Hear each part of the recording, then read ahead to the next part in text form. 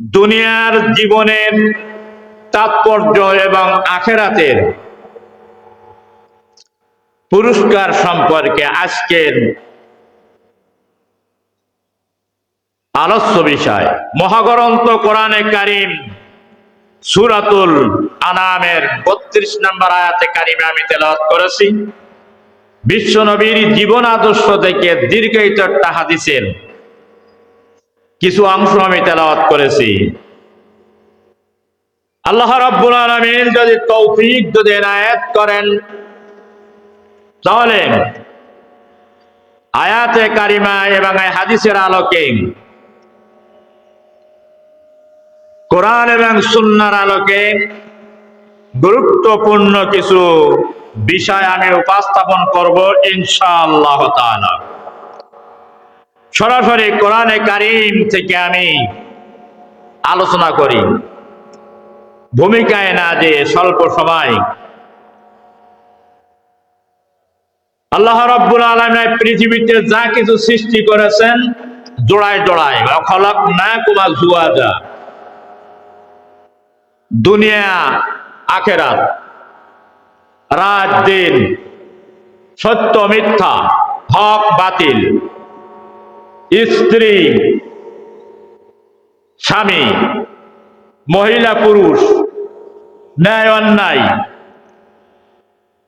দুনিয়া এবং আখেরাত, এমনি ভাবে যত যা কিছু আছে একমাত্র ওয়াহদানিয়াত আল্লাহ এক অদ্বিতীয়, তার কোনো জোড় নাই।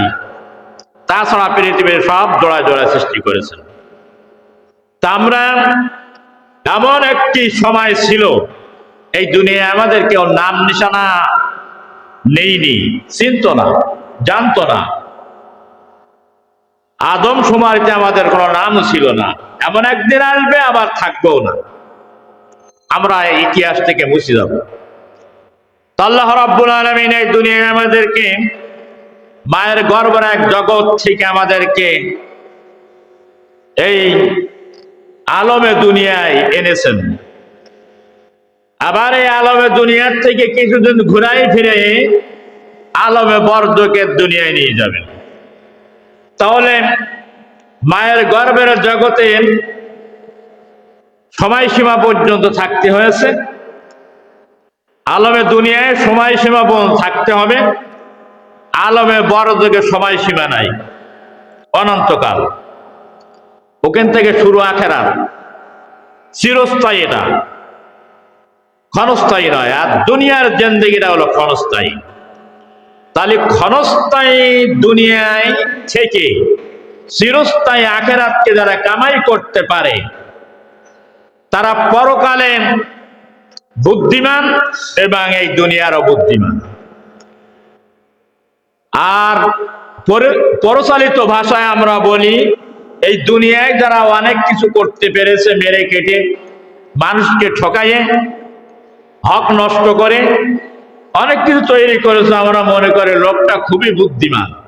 আসলেই কিন্তু না, সবচেয়ে ওই ব্যক্তি হলো বুদ্ধিহীন এবং বোকা, নির্বোধ, হাদিসের ভাষায় বলা হয়। আর সবচাইতে বুদ্ধিমান এবং জ্ঞানী বলা হয়েছে যে এই আলমে দুনিয়ায় থেকে চিরস্থায়ী আখেরাতকে যারা অর্জন করেছে। মহান আল্লাহ রাব্বুল আলামিন সূরাতুল আনাম ৩২ নম্বর আয়াতে বলছেন, অমাল হায়াতুদ দুনিয়া ইল্লা লাইবুন ওয়ালা দারুল আখিরাতু খায়রুল লিল্লাযীনা ইয়াত্তাকুনা আফালা তা'কিলুন। পার্থিব জীবন ক্রীড়া এবং কৌতুক ব্যতীত আর কিছুই নয়। পার্থিব জীবন বলতে জন্ম থেকে মৃত্যুর আগ পর্যন্ত এই সময়টাকে বলে পার্থিব জীবন। এটা ক্রীড়া কৌতুক খেল তামাশা ব্যতীত আর কিছুই নাই। আর আখেরাত অবশ্যই হচ্ছে সেরাই, আখেরাত চিরস্থায়ী। তোমরা কি তা অনুধাবন করো না? তোমরা কি এটা জানো না যে এটা হলো স্বল্প সময়, কিছুক্ষণের জন্য? দৃষ্টান্তটা কিরকম কিরকম এটা ক্ষণস্থায়ী। আপনি রাস্তায় চলতে চলতে কষ্ট হয়ে গেছে, ক্লান্ত হয়ে গাছের নিচে বসে বিশ্রাম নিলেন, কিছুক্ষণ পরে আবার হাঁটা শুরু করলেন। এরপরে আপনার ক্ষুধা লেগেছে, কিছুক্ষণ বসে হোটেলে নাস্তা করে নিলেন। এরপরে আপনার টয়লেট লেগেছে, অল্প সময় টয়লেটের ভিতরে অবস্থান করলেন শুধু আরামের জন্য, মলমূত্র ত্যাগের জন্য। কিন্তু আসলে কি চিরস্থায়ী কি টয়লেটে থাকবেন নাই 2-4 ঘন্টা হোটেলের মধ্যে রাস্তায় বসে? না। তা আল্লাহ রাব্বুল আলামিন বোঝাচ্ছেন যে এই দুনিয়াটা হলো ওই রকম পথচারী, যেমন বসে বসে একটু বিশ্রাম নিল, দুনিয়াটা এতটুকু সময়, এর ভিতরে তোমার চিরস্থায়ী আখেরাত কামাই করতে হবে। এটা হচ্ছে একটা খেলতামশার জায়গা। ছোট্টবেলায় আমরা দেখেছি ছেলেমেয়েরা খেলা করতাম, অনেক কিছু আয়োজন করে আবার সন্ধ্যার আগে সেটা ভাঙে চুরে সবকিছু তছনছ করে দিয়ে আবার চলে আসতাম। এটা হচ্ছে দুনিয়ার এইরকম দৃষ্টান্ত।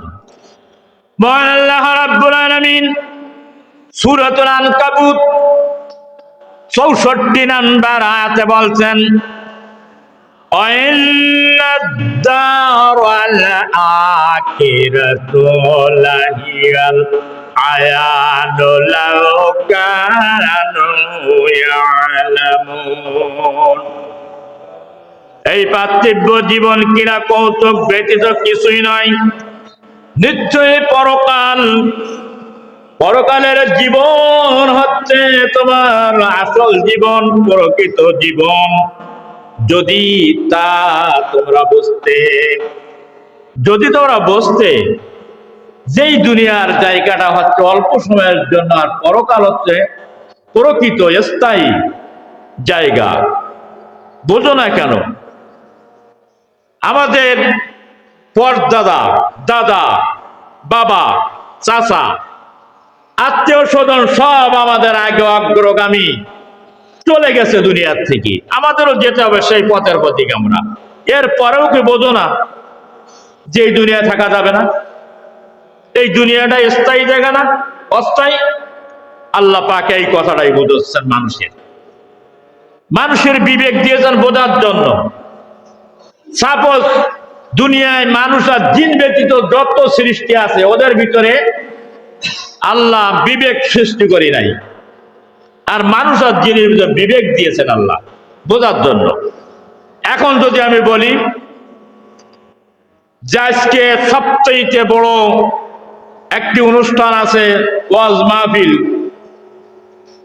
জিকিরগাছা বাজারে, মানুষ কিন্তু চলে যাবে।